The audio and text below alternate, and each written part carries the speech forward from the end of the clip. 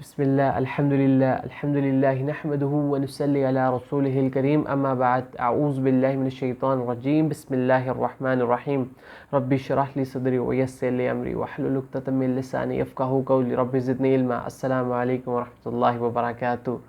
आजकल हम लोग देख रहे हैं कि मस्जिदों में यूथ थोड़ा सा एज ग्रुप 9-10 से लेके 11-12 के बच्चे सुभान अल्लाह मस्जिदों में ज़्यादा रुझान नज़र आ रहा है। लेकिन फिर अगर गौर करते हैं तो देखते हैं कि इस वक्त उनके बोर्ड के पेपर्स चल रहे हैं, तो जिस वजह से उन्होंने मस्जिदों का रुख कर लिया। ऑब्वियसली हम भी उस एज ग्रुप से गुजरे हुए हैं, तो पता चलता है कि जैसे ही पेपर स्टार्ट होने मसाजिद का रुख कर लेना, अल्लाह सुब्हानहू व तआला से मदद मांगनी, दुआएं मांगनी, मस्जिदों में जाना, नमाज वक्त पे अदा करना। लेकिन जिस तरह ही पेपर ख़त्म होने अल्लाह सुब्हानहू व तआला को हम लोगों ने उसी तरह भूल जाना। कि हमारा एटीट्यूड इस तरह होना चाहिए कि हमारा एटीट्यूड हज़रत इब्राहीम अलैहिस्सलाम की तरह होना चाहिए, जबकि वो अल्लाह सुब्हानहू व तआला का घर खाना काबा बना रहे थे, लेकिन फिर भी उन्होंने दुआ मांगी, रब्बना तक़ब्बल मिन्ना इन्नका अंतस समीउल अलीम। ओ अल्लाह, please accept this service from us, indeed you are the hearer and the knower. सुभान अल्लाह, अल्लाह सुब्हानहू व तआला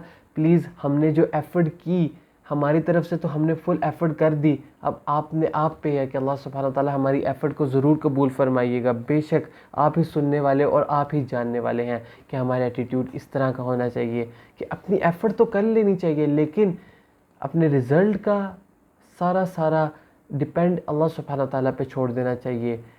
अब वेस्ट की जो साइकोलॉजी है वो इसी लाइन के ऊपर है कि you are the best and you can do anything, जबकि हम मुसलमानों की साइकोलॉजी ये है, अल्लाह सुब्हानहू व तआला ने बताया है कि एफ़र्ट अपनी पूरी करो, लेकिन जो रिज़ल्ट्स हैं वो अल्लाह सुब्हानहू व तआला के ऊपर छोड़ दो। हम लोग क्या करते हैं, हम लोग अगर पेपर आता होगा तो ऑब्वियस यार पेपर आता है, इस्लामियात के पेपर है, उर्दू का पेपर है, इजी हो इंशाल्लाह, असर की नमाज़ हाँ पढ़ लेंगे, लेकिन मैथ के पेपर में फजर की नमाज़ भी जमात के साथ पढ़ी जा रही होगी। क्यों?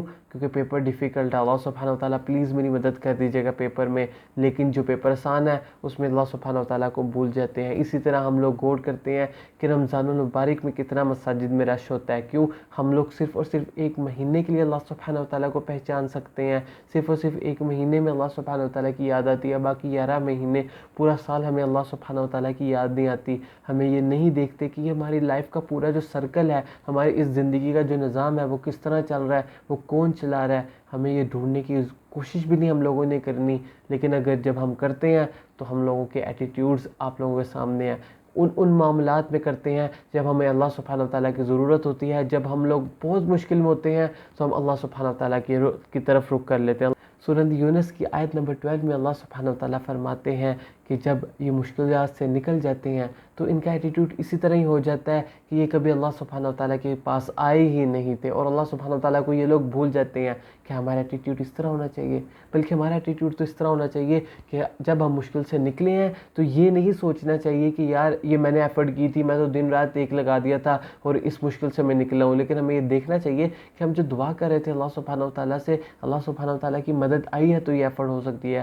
क्योंकि ऑब्वियस सी बात है, दिन रात आप पहले भी कर रहे होंगे, लेकिन जब आपने दुआ नहीं की और जैसे ही आपने दुआ की है वो मामला हल हो गया। लेकिन हम लोगों का क्या एटीट्यूड होता है, मुश्किल में तो हम अल्लाह सुब्हानहू व तआला के करीब जाते ही जाते हैं, दुआ मांगते ही मांगते हैं, नमाज की तरफ जाते ही जाते हैं, लेकिन जब वो मुश्किल हमसे दूर हो जाती है, जब हमारे लिए आसानियाँ हो जाती हैं, अल्लाह सुब्हानहू व तआला हमारा वो मामला हल कर देते हैं, तो हमारा एटीट्यूड इस तरह हो जाता है कि ये तो आई थिंक सो मेरी एफ़र्ट की वजह से हुआ है। हमारा एटीट्यूड इस तरह नहीं होना चाहिए।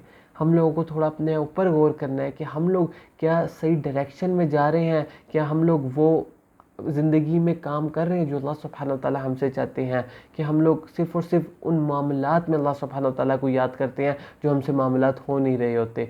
जैसे कि मैंने आपको बताया हज़रत इब्राहीम अलैहिस्सलाम खाना काबा बना रहे थे, लेकिन फिर भी उन्होंने दुआ अल्लाह सुब्हानहू व तआला से की कि मैंने अल्लाह सुब्हानहू व तआला अपनी एफ़र्ट तो कर ली है, अब रिज़ल्ट आपके हाथ में है। हम लोग कहते हैं कि ये वाला मैंने काम कर लिया है तो बस अब इसका रिज़ल्ट मुझे इसी वक्त फ़ौरन चाहिए और अच्छा चाहिए, उस तरह का रिज़ल्ट चाहिए जिस तरह का मैं चाहता हूँ। लेकिन हमें ये नहीं पता होता शायद जो हम लोग सोच रहे हैं उसमें हमारी बेहतरी ना हो। अल्लाह सुब्हानहू व तआला को तो पता है ना कि इसमें इसकी बेहतरी है और इस काम में इसकी बेहतरी नहीं है। एक फैब्रिकेटेड वाक़या, लेकिन इससे नतीजा बहुत खूबसूरत निकलता है। एक बिज़नेसमैन होता है, वो उसकी फ़्लाइट मिस हो रही होती है, जल्दी से सुबह उठता है, वो कहता है जल्दी जल्दी से मेरी फ़्लाइट है, बिज़नेस डील है, क्योंकि ये वाली मेरी बिज़नेस डील हो गई तो मेरा बिज़नेस बहुत ही बूस्ट कर जाएगा और मैं one of the best entrepreneurs अपने टाउन में हो जाऊंगा। तो वो जल्दी से एयरपोर्ट पहुंचता है और वो कहता है सॉरी सर, बोर्डिंग ख़त्म हो चुकी है, आप सिर्फ और सिर्फ 5 मिनट लेट हैं। वो उस वक्त एयरपोर्ट पे बैठ जाता है और अपना सर पकड़ लेता है। वो कहता है आज मेरे से ज़िंदगी की सबसे बड़ी गलती हो गई है, क्योंकि ये फ़्लाइट अगर ले लेता तो मैं बहुत बड़ा बिजनेसमैन बन सकता था, मेरी $1 मिलियन की डील मिस हो गई आज मुझसे। वो फ़्लाइट अब बहुत ही दुखी होता है, फ़्लाइट उसकी मिस हो चुकी होती है, कार पे जा रहा होता है अपने घर की तरफ और बहुत परेशान होता है। लेकिन जब वो रेडियो FM पे न्यूज़ चल रही होती है और वो बताते हैं कि जिस फ़्लाइट पे उससे जाना था वो फ़्लाइट क्रैश कर गई है। अभी वो बहुत दुखी था, उसको लग रहा था कि उसकी ज़िंदगी का सबसे गलत तरीन फ़ैसला ये था कि वो फ़्लाइट पे नहीं जा सका। लेकिन जैसी वो ख़बर सुनता है कि जिस फ़्लाइट पे उससे जाना था, जिसकी उसकी बोर्डिंग 5 मिनट लेट हो गया, वो सिर्फ़ और सिर्फ 5 मिनट पहले ही जहाज़ निकला था और अल्लाह सुब्हानहू व तआला ने उसे बचा लिया, उसकी ज़िंदगी बच गई। बिज़नेस तो होता रहेगा लेकिन ये ज़िंदगी तो दोबारा नहीं मिलनी थी। वो कहता है कि यार ये तो मेरी लाइफ का सबसे खूबसूरत हसीन मूवमेंट बन गया, जो कि वर्स्ट मूवमेंट से बेस्ट मूवमेंट बन गया। क्या उसको क्या लगता था कि अगर मैंने फ़्लाइट नहीं ली तो मेरी $1 मिलियन की डील ख़त्म हो जाएगी, लेकिन अल्लाह सुब्हानहू व तआला को ज़्यादा मालूम था कि अगर इस फ़्लाइट में चला जाएगा तो इसकी ज़िंदगी ख़त्म हो जाएगी। सो हमें अल्लाह सुब्हानहू व तआला की प्लान्स पर राज़ी हो जाना चाहिए। अल्लाह सुब्हानहू व तआला जिस तरह हमारी लाइफ में करें, ऑब्वियसली हमें ये नहीं करना चाहिए कि घर में बैठ जाए, अल्लाह सुब्हानहू व तआला ने के पास मेरा खूबसूरत प्लान है, जैसे अल्लाह सुब्हानहू व तआला मुझे चलाएंगे मैं चल लूँगा, अभी तो मैं बेड पे बैठा हूँ आराम से। अपनी एफ़र्ट्स हम लोगों ने पूरी करनी है और फिर मदद हमने अल्लाह सुब्हानहू व तआला से मांगनी है, दुआ हमने अल्लाह सुब्हानहू व तआला से मांगनी है और फिर अल्लाह सुब्हानहू व तआला की मदद क्यों नहीं आएगी। अज़ान जब होती है हम लोग अज़ान का जवाब पूरी रिपीट करते रहते हैं जो अज़ान होती है, लेकिन जब आता है हय्या अलस सलाह हय्या अलल फलाह तो हम क्या कहते हैं, ला हौला वला कुव्वता इल्ला बिल्लाह, there is no power no strength except Allah.